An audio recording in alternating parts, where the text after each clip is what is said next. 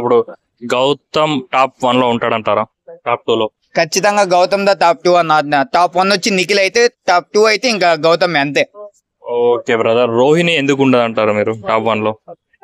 రోహిణి ఎందుకు ఉండదు అని అంటే, ఇంకా అప్కమింగ్స్ గేమ్స్ ఎలా ఉంటాయో, ఆటలు ఎలా ఉంటాయో మనకు చెప్పలేము. సో ఈ రోజు వరకు ఆడిన అంత వరకు లెక్కేసుకుంటే రోహిణి ఆల్సో బెస్ట్. సో చెప్పాలంటే తాను ఎక్కడ ఏ గేమ్ తగ్గలేదు.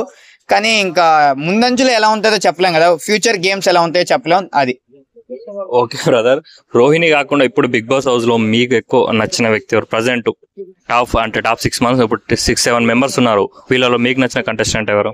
సో ఇన్ని లైక్ 8 సీజన్స్ లోనా? ఈ ఒక్క సీజన్ లో. సో ఈ ఒక్క సీజన్ లో పర్సనల్ గా చెప్పాలంటే నిఖిలే అన్న, అంతే. ఓకే బ్రదర్, ముక్క అవినాష్ గేమ్ ఎలా అనిపిస్తుంది? తను ఓన్లీ లైక్ కమెడియన్ గానే మాకు ది బెస్ట్ ఇస్తారన్న. గేమ్ పరంగా అయితే నాకేం అంతకు నచ్చలేదు. విష్ణుప్రియ గురించి ఏం చెప్తావు బ్రదర్? తను ఇంకా ఎలిమినేషన్ అయ్యే ఛాన్స్ ఏదైనా ఉంది అంటే అది విష్ణుప్రియనే.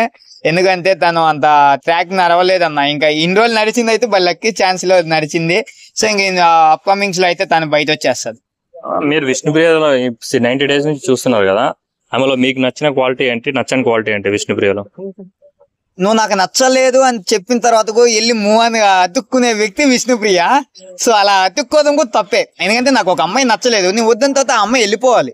సో ఆ విష్ణుప్రియ ఏం చేస్తా అంటే, పృథ్వీ దగ్గర పరిగెత్త ఏదో తన దగ్గర అట్రాక్ట్ చేసుకోవాలనే మైండ్ సెట్ లోనే విష్ణు ఉంది కాబట్టి ఇన్ని రోజులు చాలా డౌన్ అయింది.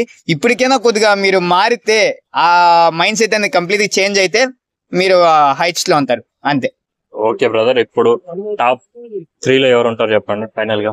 టాప్ 3 అన్న, 1 వచ్చి నిఖిల్, 2 వచ్చి గౌతమ్, 3 వచ్చి నబీల్, అంతే.